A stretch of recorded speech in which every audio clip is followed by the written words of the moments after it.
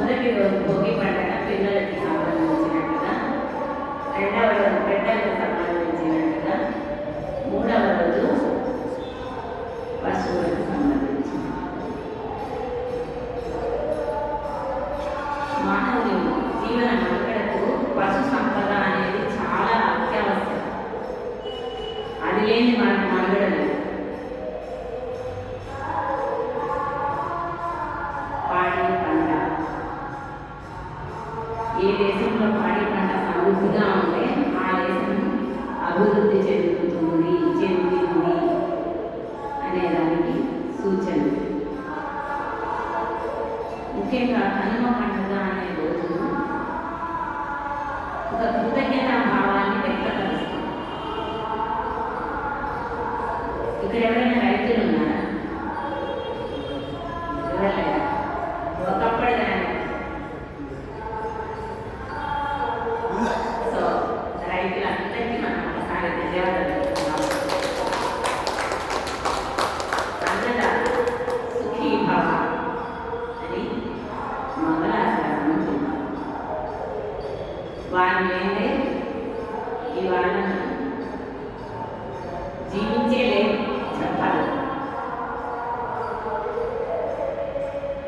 ఇక ఏమైతే పాడి పంట అన్నారు. పాడి అంటే ఈ ఆవులు కావచ్చు, గేదెలు కావచ్చు, ఎద్దులు కావచ్చు. ఆవులైతే చక్కగా మనకి క్షీరం, పాలు ఇస్తాయి. వాటి నుంచి పెరుగు, వాటి నుంచి నెయ్యి. అవి ఎన్నో విధాలుగా ఔషధ తత్వాలు కలిగి ఉన్నటువంటి ఆహారం. ముఖ్యంగా గోవుని గోమాత అని పిలుస్తున్నాం. అది మాత, తల్లి లాంటి. గోవు పాలు ఔషధ తత్వం కలిగి ఉంటాయి. తల్లి పాలు ఏ విధంగా శ్రేష్టము, గోమాత పాలు కూడా అంతే శ్రేష్టం. ఎన్నో రకాలైన వ్యాధుల నుంచి కూడా మనం బయటపడచ్చు.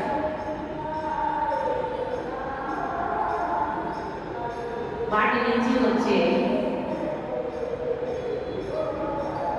పాలు ఒక్కటే కాదు కదా, అవి విసర్జించే మలమూత్రాలు కూడా ఔషధ తత్వం కలిగి ఉన్నాయి.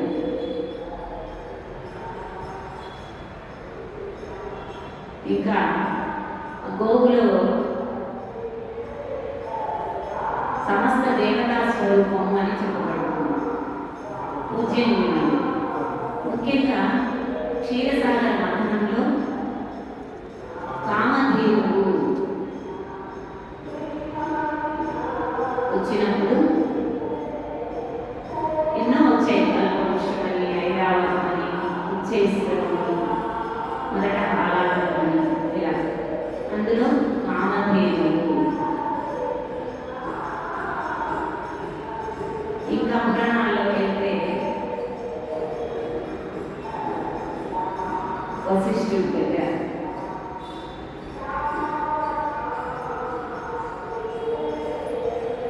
ఒక సురభి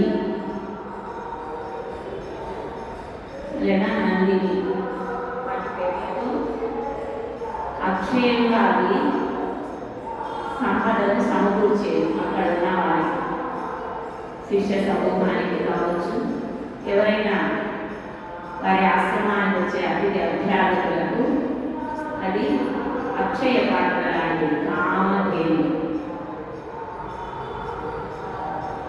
అక్కడ అప్పుడు ఆ కాలానికే కాదు, ఏ కాలానికైనా గోమాత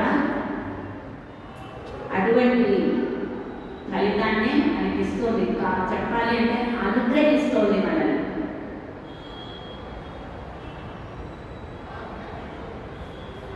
ఇకపోతే ఎద్దు, దాన్నే మనం నది స్వరూపంగా భావిస్తాం. రైతులు వ్యవసాయానికి పొలం దుక్కి దున్నడానికి వాటికి కాడ కట్టి నాగలి పెట్టి దాన్ని దున్నడం అనేది ఎద్దుల సహాయంతోనే పంట పండిస్తారు. అంటే అది ఎంత సేవ చేస్తుంది. ఆవు ఏ విధంగా మానవులకు ఆహారంగా అన్ని ఇస్తుందో, దాని నుంచి వచ్చే పేడ, గోమూత్రము ఎన్నో ఔషధాల్లో ఆయుర్వేద ఔషధాల్లో వాడడం జరుగుతుంది. క్యాన్సర్ వ్యాధులను కూడా నయం చేసే తత్వం కలిగినవి. భూమిని సారవంతం చేయడానికి వాటి యొక్క మూత్రాన్ని జీవామృతంగా తయారు చేసి భూమిని సారవంతం చేయడానికి ఉపయుక్తమై ఉంది. లేదంటే ఎన్నో ఈ ఎరువులను ఉపయోగించి భూమిని చాలా కలుషితం చేయడం అనేది జరుగుతుంది. ఎప్పుడైతే మనకు దేనిని కలుషితం చేయకూడదు, ఇంకా వాటిని పవిత్రీకరించడం అనే దాంట్లోనే పయనం చేయాలి. ముఖ్యంగా ఎందుకు మనం కృతజ్ఞత అన్నారు అంటే, అప్పటి వరకు ఈ పశువులు చెప్పాలంటే పశు సంపద మనల్ని అనుగ్రహించేటువంటి మూగ జీవాలు, దైవాలుగా చెప్పచ్చు. ఎంతో సహకారం చేస్తున్నాయి, మనకి సహకరిస్తున్నాయి మన మనుగడకి. అటువంటి ఆవు అని అంటున్నాము, గోమాత.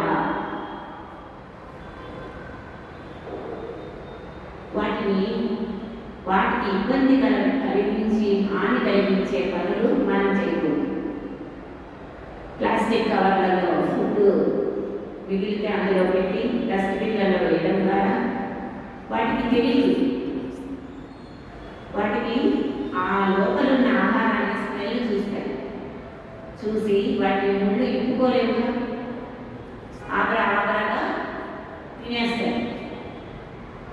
మా ఫ్రెండ్ వెటర్నరీ డాక్టర్, నేను అడిగాను, చాలా అడుగుతున్నాను. వాటికి 4 అడుగులుగా ఉంటుందంట పొట్టలో పచనం చేసేదాన్ని తిన్నది.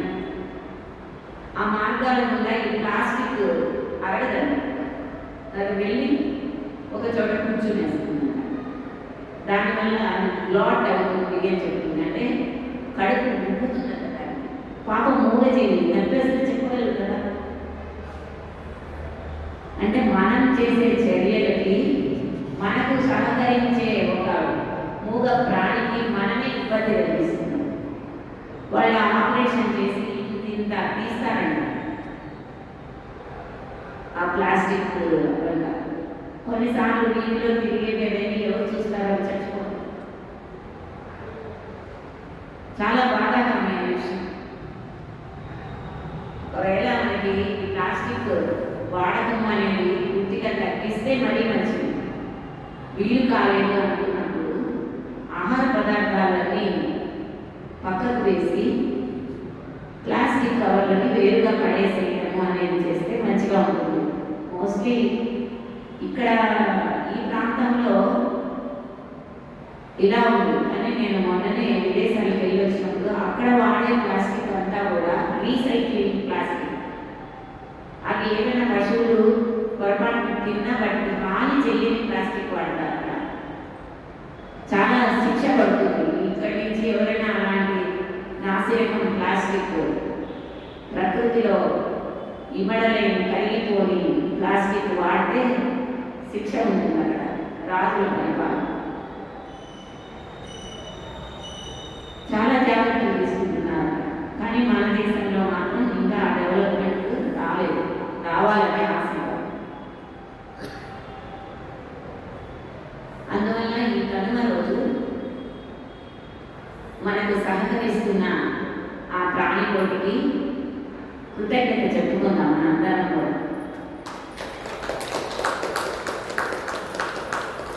ఎంతో సెల్ఫ్లెస్ సర్వీస్ చేస్తున్నాయి, స్వార్థం లేకుండా. పంట అంతా పండిన తర్వాత దున్నడానికి ఎద్దులు వాడతారు. ఆ తర్వాత పల్లెల్లో ఇంటికి ధాన్యం చేరవేర్చడానికి ఎడ్ల బండ్లలో ట్రాన్స్పోర్ట్ సర్వీస్గా వాడుకుంటారు.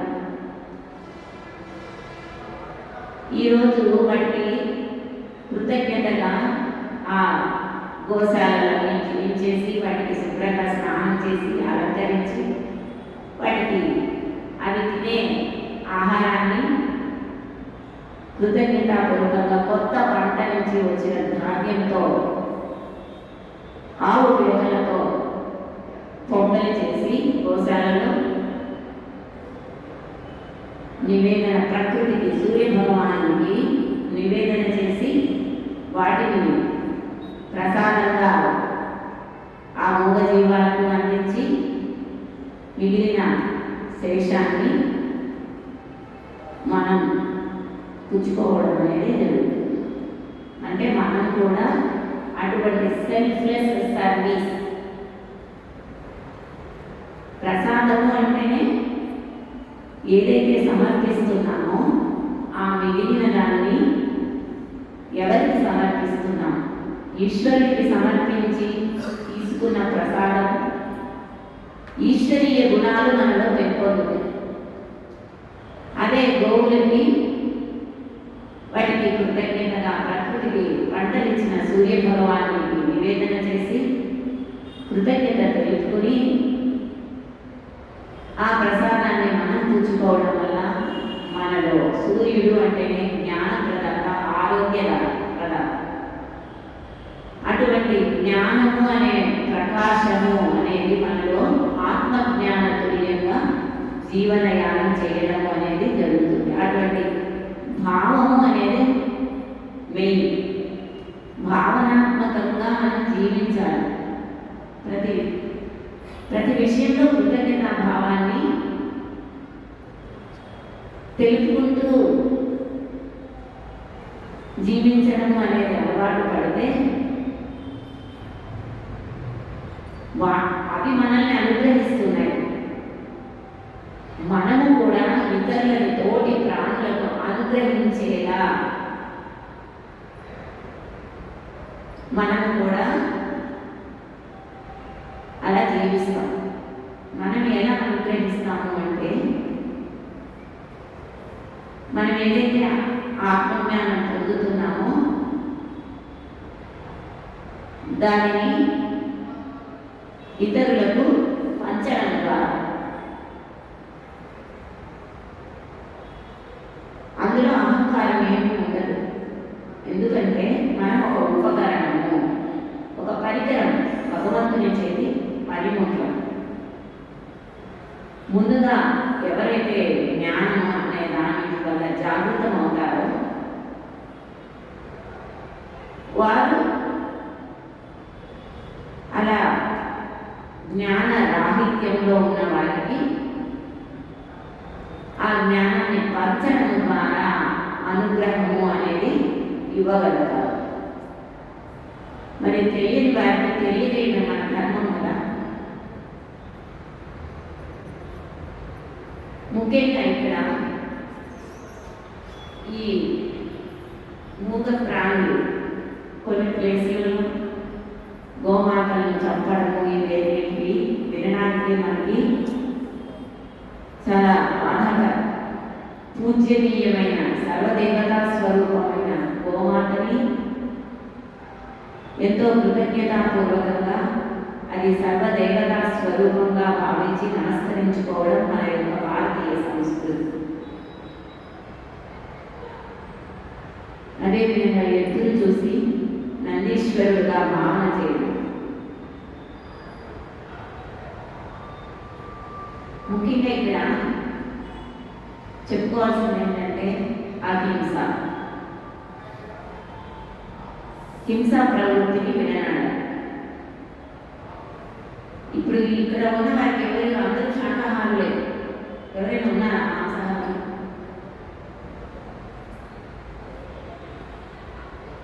మీకు తెలియదు కాదు, కానీ ఎవరికైనా మీరు చెప్పాల్సి వస్తే ఏ విధంగా వాళ్ళకి చెప్పడము? జీవహింస మహాపాపం. పక్షి జాతి కట్టి పరగ హింసలు పెట్టి కుక్షి నిండా కూరుటకును వంటి తినేది వాడు వసుధ చెందాడు విశ్వరాభిరామ విగ్రహేమ. అంతేకాదు, మనకు భగవద్గీతలో కూడా సర్వజీవుల్లో ఆత్మస్వరూపంగా నేనే ఉన్నాను అని శ్రీకృష్ణ భగవానుడు మనకి తెలియజేశాడు. ఎంతమందిని దానిని గ్రహిస్తున్నాము? ఈ విషయాన్ని మనం ఎవరైనా ఆ జీవుల పట్ల వాటిని చంపడం కానీ లేదా ఆ చంపిన కలేబరాలను తెచ్చి ఒడ్డుకొని తినడం కానీ లేదా తింటే బలమని చెప్పేవాళ్ళు కానీ చంపేవాళ్ళు కానీ అమ్మేవాళ్ళు కానీ కొనేవాళ్ళు కానీ వండుకుని వడ్డించేవాళ్ళు కానీ వీళ్ళందరికీ కూడా ఆ జీవహింస మహాపాపము అనే దాంట్లో భాగస్వాములు అవుతారు. ఇది మనుస్మృతిలో చెప్పబడింది.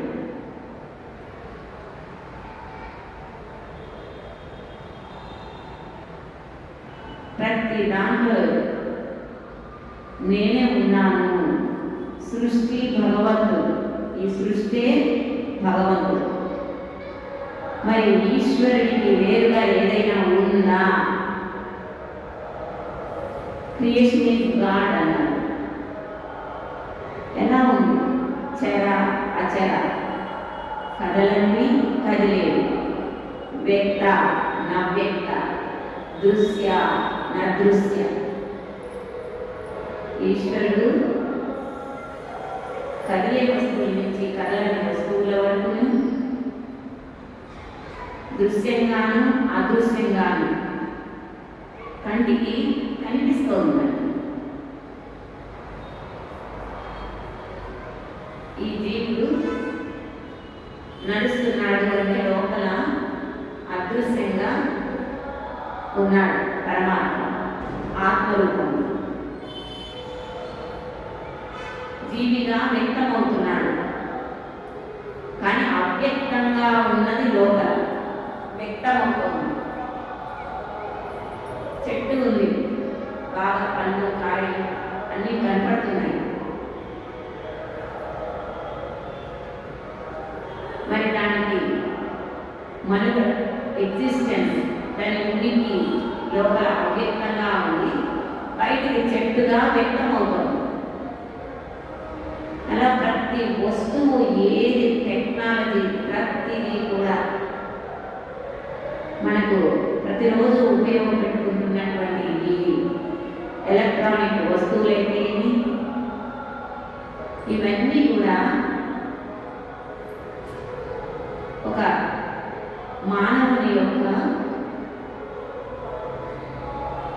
తెలివితేటల వల్ల అవసరాన్ని బట్టి వస్తువులు అన్నవి సృష్టించబడుతున్నాయి. మరి ఆ మానవుని లోపల జ్ఞానస్వరూపమై పరమాత్మ అవ్యక్తంగా ఉన్నారు. ఏదైతే necessity is mother of invention అన్నారు. ఒకరి అవసరము వల్ల ఒకటి సృష్టి చేయబడుతుంది. అదైనా ఆసక్తి కలిగిన వారికి ఆ జ్ఞానం అనేది పరమాత్మ అందిస్తారు. అంటే ఏంటి? ఆ జ్ఞానమే భగవంతుడు. ఒకరి ద్వారా అది సృష్టి చేయబడుతుంది. అలా ప్రతి జీవిలోనూ పిపీలికాది బ్రహ్మ పర్యంతం ఆ పరమాత్మే ఉన్నారు. మరి జీవిని చంపి జీవికి పెట్టితే చిక్కునా మోక్షము అన్నారు.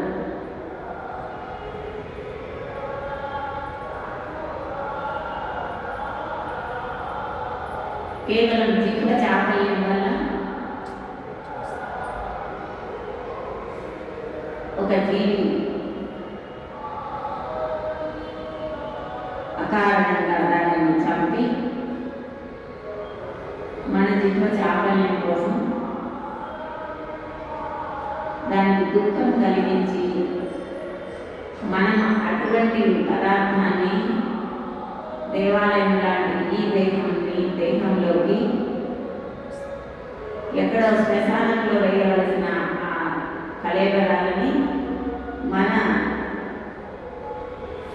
పొట్టలోనే శ్మశానం చేసుకుంటున్నాం. ఎటువంటి ఆహారం తీసుకుంటే అటువంటి మనస్సు అని భగవద్గీతలో చెప్పబడుతుంది. ముఖ్యంగా ఈరోజు ఈ మూగ ప్రాణులైనటువంటి వాటికి మనం ఎంతో కృతజ్ఞతా భావాన్ని తెలుపుకునే రోజు. అందరం ఒక 2 నిమిషాలు కళ్ళు మూసుకొని ఆ మూగ జీవాలన్నీ సురక్షితంగా ఉండాలని మనం ప్రార్థిద్దాం. అందరూ కళ్ళు మూసుకొని చక్కగా సకల ప్రాణికోటి ఆనందంగా జీవించాలని ఆశిద్దాం.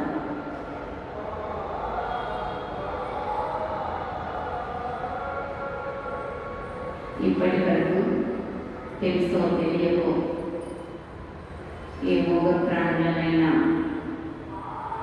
డైరెక్ట్గా కానీ ఇండైరెక్ట్గా కానీ వాటిని హింసించి ఉంటే ఆ ప్రాణికోటికి ఆ మూగ ప్రాణులకి క్షమాపణలు చెప్పుకున్నారు. అందులో ఉన్న దైవానికి క్షమాపణ చెప్పుకున్నారు.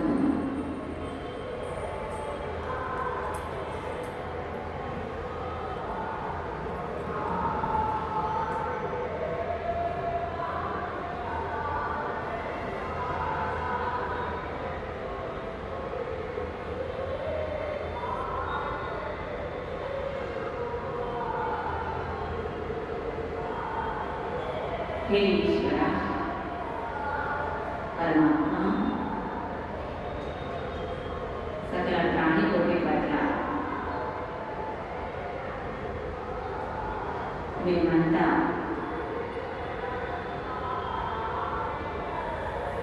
ప్రేమను ప్రేమపూరితమైన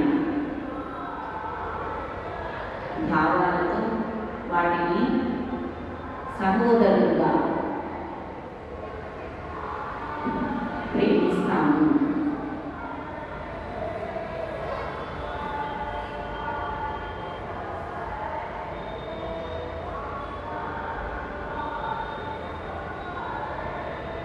అన్ని మూగజీవాలు ఆనందంగా ఆరోగ్యంగా ఉండడానికి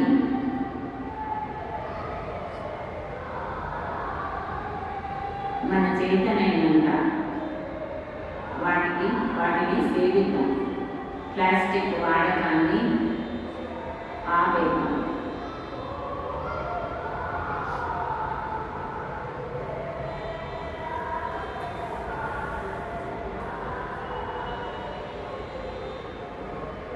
శ్వాస పీలుస్తూ అవ్యాజ్యమైన ప్రేమని మన శరీరంలోకి నింపుకుంటున్నట్టుగా భావన చేద్దాం. శ్వాస వదిలేటప్పుడు ఆ ప్రేమని సకల ప్రాణికోటికి పంపిద్దాం.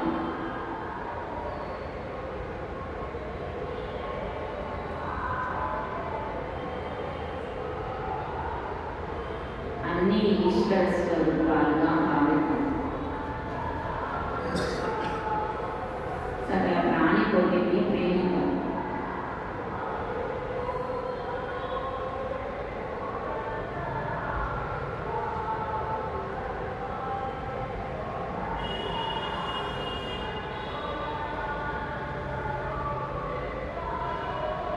అహింస పరమో ధర్మ పాటిద్దాం. విశ్వ కళ్యాణానికి మన వంతు సహకరిస్తాం.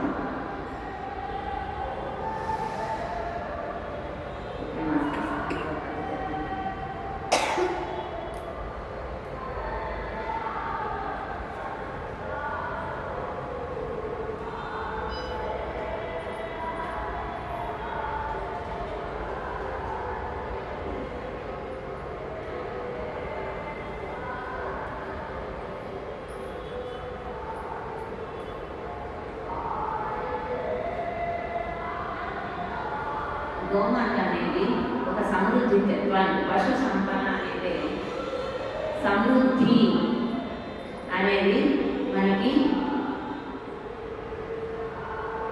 కల్పిస్తుంది. గోమాత ద్వారా పాడి పంటల ద్వారానే ఆ సమృద్ధి అనేది ఉంటుంది. ముఖ్యంగా ఈ గోమాత, ఎద్దు ఈ రెండు కూడా ఎనలేని సేవ చేస్తున్నాయి. వాటికి ఎటువంటి అహంకారం లేదు. సేవ చేస్తున్నాము మానవులకు అని అవి చాలా ఆనందిస్తాయి. నిస్వార్థ సేవ.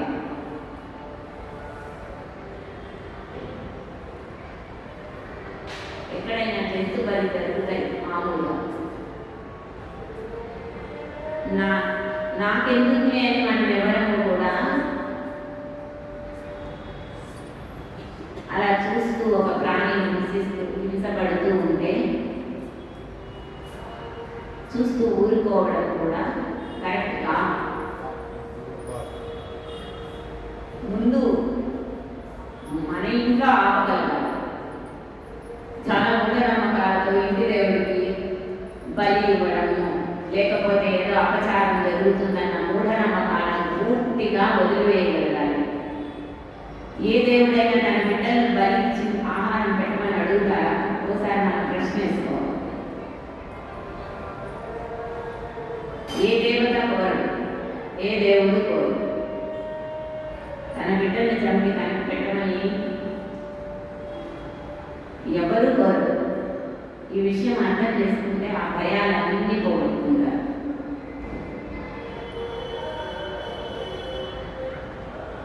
నిజమైన యజ్ఞం ఏమిటి అంటే తిరుప్పావైలో కూడా అమ్మ చెప్పారు,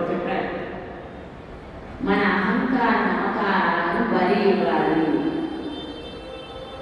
అంతే తప్ప నోరు లేని మూగ ప్రాణాలని బలి ఇవ్వడము అనేది కేవలం వారి వారి జిహ్వ చాపల్యం కోసం దేవుడి పేరు చెప్పి ఇలాంటి పైశాచిక చర్యలు చేస్తున్నారు. వాటి రోదన వేదన తప్పనిసరిగా మూల్యం చెల్లించుకోవాల్సి ఉంటుంది అనారోగ్య రూపంలో.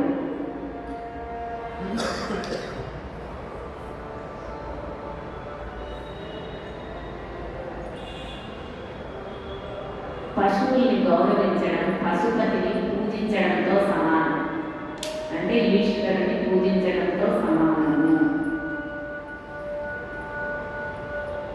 ఇవాళ చాలా అద్భుతంగా జరిగింది. అమ్మవారి ఉద్యానవనంలో ఏనుగులు, గోమాతలు వీటికి కృతజ్ఞతాపూర్వకమైన పూజ జరిపారు. చక్కగా ఉద్యానవనంలో ప్రతి సంవత్సరం కనుమ పండుగ రోజు చేస్తారు. గోశాలలో అక్కడ కూడా జరుపుకుంటారు. బట్ ఇక్కడ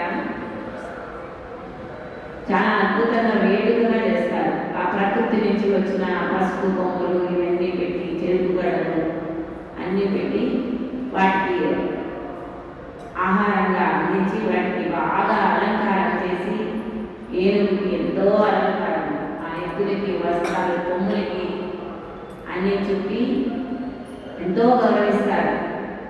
ఆలయ సంప్రదాయంగా వాటిని కృతజ్ఞతాపూర్వకంగా వాటిని గౌరవించడం అనేది చేస్తారు. అంటే అవి కూడా దేవతా స్వరూపాలే. మనల్ని అనుగ్రహిస్తున్నందుకు వాటికి మనం కృతజ్ఞతా భావాన్ని వ్యక్తపరచడం.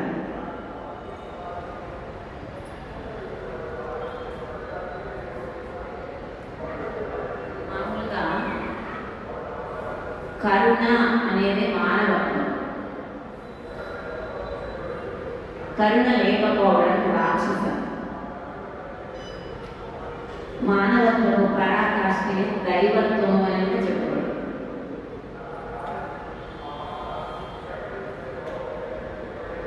వాటిని అవి హింసపడుతూ ఉంటే మనం స్పందించడం అనేది చెయ్యకపోతే అది మానవత్వం కాదు. మన చేతనైనంత మనం చేయగలగాలి. కనీసం ఆ ప్లాస్టిక్ వాడకాన్ని తగ్గించి అవి ఇబ్బంది పడకుండా ఉండేటువంటి మన చేతుల్లో ఉండగానే కదా.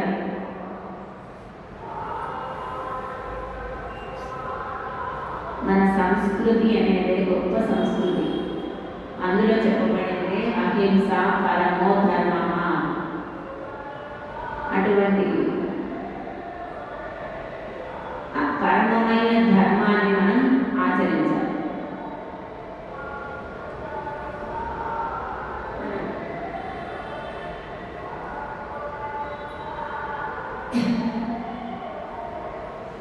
మామూలుగా రైతుని అన్నదాత అంటారు. వాళ్ళే వ్యవసాయం చేయకపోతే, అంటే వ్యవసాయము అందులోని సాయం అనేది ఎంతో సాయపడుతున్నారు.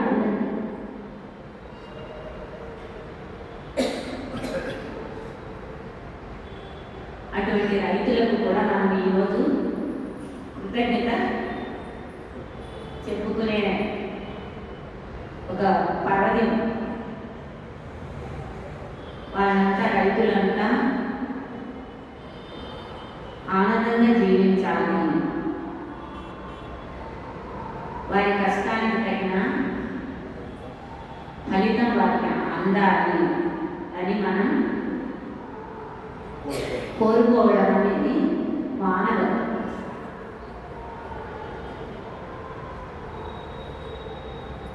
మనమందరం కూడా ఈరోజు ఒక గోమాత శ్లోకం చెప్తాము. అందరూ పలకండి. ముఖ్యంగా ధర్మము, దాతృత్వము, దైవము ప్రతీకగా నిలిచింది గోమాత. ఒక్కసారి దాన్ని అందువల్ల ధర్మం దైవత్వానికి నిలువెత్తు సాక్ష్యము గోమాత అని చెప్పబడింది. అటువంటి గోమాతని, అంటే సర్వదేవతా స్వరూపమైనటువంటి ఆ గోమాతని ఒక్కసారి మనం స్మరిద్దాం. గోమాత పలకండి. గోమాత గోవింద వసుదేవ జయప్రద సర్వసంపదా ప్రసూతా చ సర్వకామార్థ సిద్ధిగా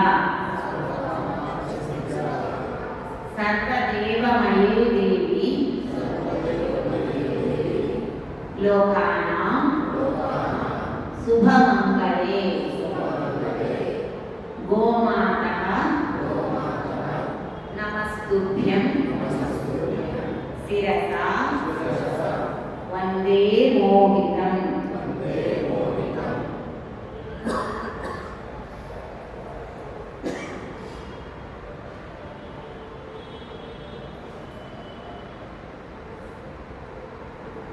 ఇక్కడ గోమాతలు ఉంటారు, అక్కడంతా సర్వదేవతలు ఉంటారు అన్నది వేదాలలోనే చెప్పబడింది. అటువంటి గోమాతని ఇవాళ మనం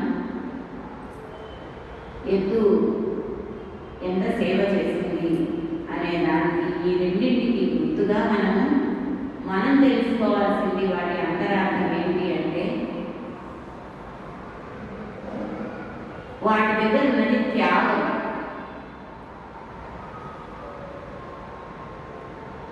అలా మనం కూడా ఒక త్యాగ బుద్ధితో, అంటే మనకి ఎంత వీలైతుందో అంత ఇతరుల ఆత్మోన్నతికి మన వంతు మనం పాటుపడటం అనేది చాలా అత్యవసరం. మనకు పత్రిక నేర్పించింది అదే. ఏదైతే మీ దగ్గర పంచుకుంటే పెంచబడుతుంది అని చెప్పడం జరిగింది. తన్ మన్ ధన్, ఏదైనా సరే మీకు ఏది వీలవుతుందో అది పంచుకోవడం అనేది చేయడం ద్వారా పంచే వారికి ఎప్పుడూ కూడా సృష్టి మల్టిప్లై చేసి అందిస్తున్నారు. దాచుకునే వారికి దోచబడుతుంది అని చెప్పబడింది. ఈ ఎద్దులు ఆవులు మేమేమి సహకరించము అంటే మన పని ఏంటి? మరి మూగజీవాలైన అదే ఇంత సహకరిస్తుంటే జ్ఞానం కలిగిన మనం సంఘానికి ఎంతో సహాయ సహకారాలు మన ద్వారా, మనం నిమిత్తం మన ద్వారా అందించడం అనే దాని మీద మన వంతు మనం ఆలోచించాల్సిన విషయం.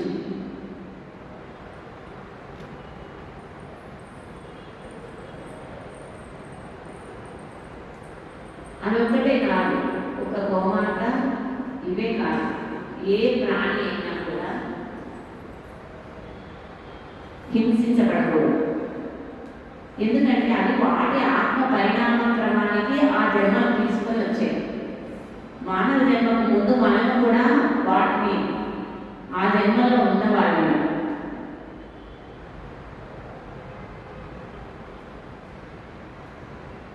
మనకేమైనా మన పిల్లలకి ఏమైనా ఇబ్బంది అయితే ఏం చేస్తాం?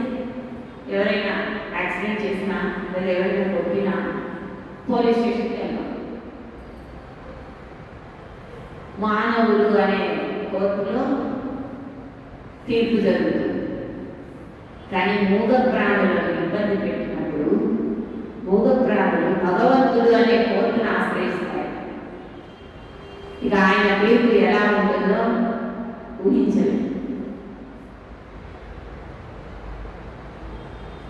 ఇక్కడ కోర్టులో అన్నా ఏదో తిమ్మిని పంపిణీ చేసి తప్పించుకోవచ్చేమో, కానీ భగవంతుని కోర్టులో ఏ ఒక్కరు తప్పించుకోవచ్చు.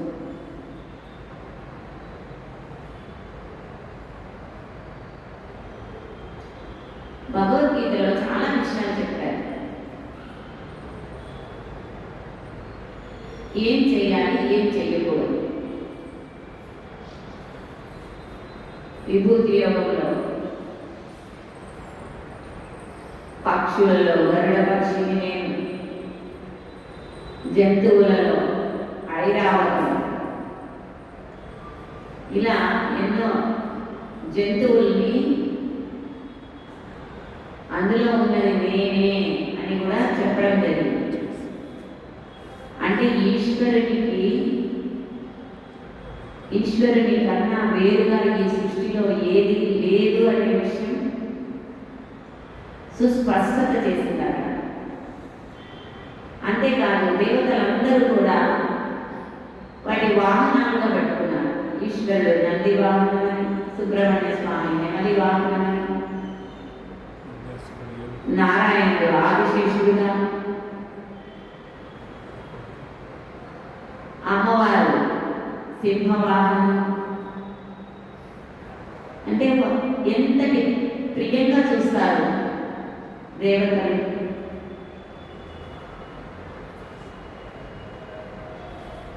అలా ఈ కనుమ పండుగ రోజు మనం వాటికన్నింటికి కూడా చాలా అంతరార్థం ఉంది. ఆదిశేషుడు అంటే అర్థం ఉంది, నందీశ్వరుడు అంటే అర్థం ఉంది. ఎలుక వాహనాన్ని వినాయకుడు ఎంచుకున్నారు.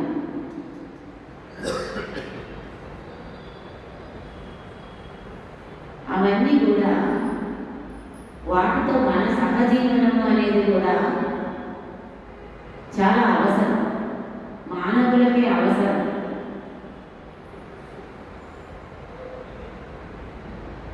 ఇంత ఔషధియుక్తమైనటువంటి క్షీరం ఇచ్చే గోమాత, ఎంతో సేవ చేసే ఎద్దులు, ఇవన్నీ పూజ్యనీయములైనవి అనే చెప్పి ఇవాళ వాటిని ఆరాధించడము, కృతజ్ఞత చెప్పుకోవడం అనేది జరుగుతుంది. అవి ఏం నేర్పిస్తున్నాయి మనకు? అలా నిస్వార్థ సేవ అనేది చేసి మనకు నేర్పిస్తున్నాయి.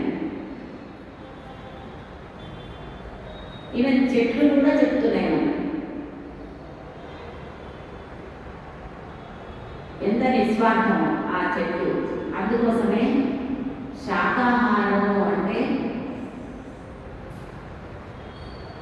ఆ చెట్లు ఏ విధంగా స్వార్థం లేని త్యాగంతో తాను పుట్టిన మొదలు అది చనిపోయినా కూడా ఆ చెట్టుని ఉపయోగిస్తాం. వాటిని ఫలాలు అందుకుంటాం, వాటి కలపని గృహోపకరణాలుగా వాడుకుంటాం, వంట చెరుకుగా వాడుకుంటాం.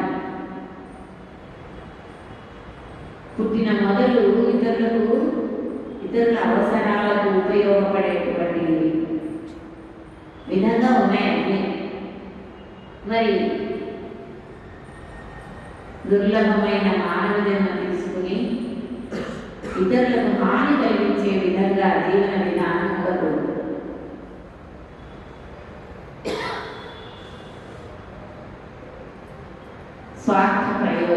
స్వప్రయోజనం నుండి సర్వ ప్రయోజనము అన్న విధంగా మన ఆలోచన విధానాన్ని పెంపొందించుకొని జీవించడము అనేది దైవత్వము.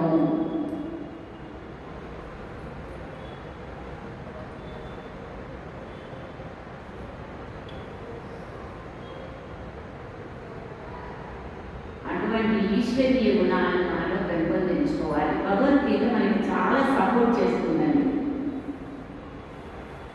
ప్రతిరోజు ధ్యానము ఎలా మన నిత్య జీవితంలో భాగమై జీవిస్తున్నామో అలా ప్రతిరోజు భగవద్గీతకి కొంత సమయం పెట్టి మానవుడుగా కావడానికి కావలసిన మొత్తం జ్ఞానమంతా అందులో నిక్షిప్తం చేయడం జరిగింది. అందువల్లే ఇది శ్రీ భగవద్గీతాసు ఉపనిషత్సు బ్రహ్మ విద్యాయాం యోగశాస్త్రే శ్రీకృష్ణార్జున సంవాదే. ఎందుకు చెప్పారు? అది బ్రహ్మ విద్య, బ్రహ్మజ్ఞానం. అంటే ఈ జీవాత్మ ఒక పరిమితమైన జ్ఞానంలో ఉన్నటువంటి జీవాత్మ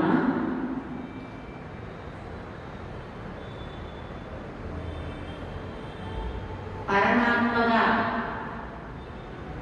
అంటే పరమాత్మగా రూపాంతరం చెందడానికి కావలసిన పూర్ణ జ్ఞానాన్ని సంతరించుకోవడము అనేది జరిగితే ఈ జీవాత్మే బ్రహ్మాత్మగా లేదా పరమాత్మగా అవుతుంది. ప్రతి ఒక్కరి లక్ష్యం అదే. ఈ పృథ్వీ మీదకి ఏదో వచ్చామా వెళ్ళామా అనే దానికి ఎవ్వరూ రాలేదు. పెళ్లి చేసుకున్నామా, పిల్లలు కన్నామా, ఇల్లులు కట్టామా, ఇచ్చేసామా అనే దానికి ఎవ్వరూ రావాలి. ప్రతి ఒక్కరి లక్ష్యం తాము ఎవరో తెలుసుకొని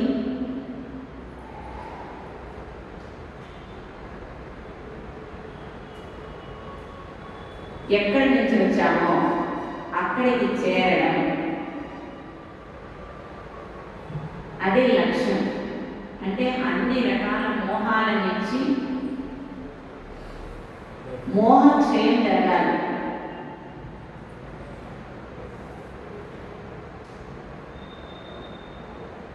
ఏది కాదో మనం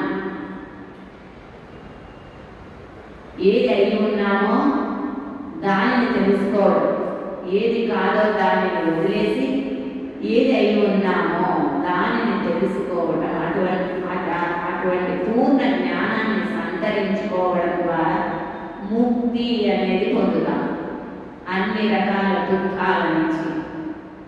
అటువంటి ముక్తిని ప్రసాదిస్తుంది మనకి భగవద్గీత.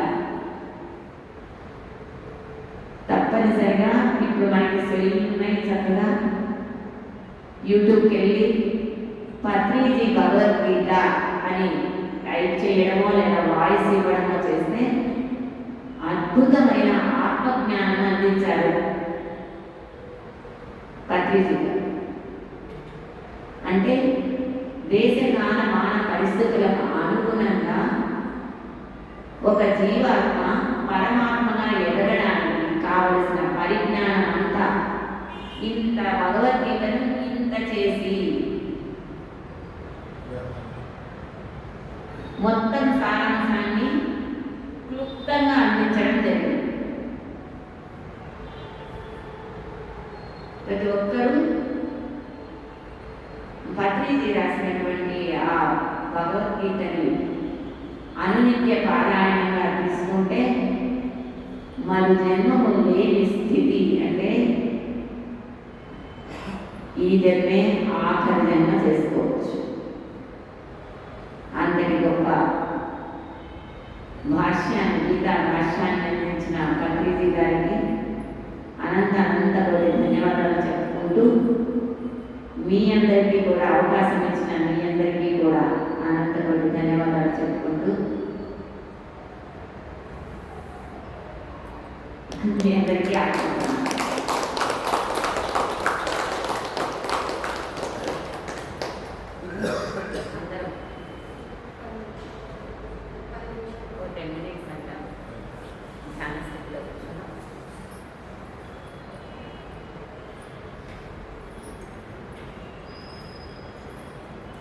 Need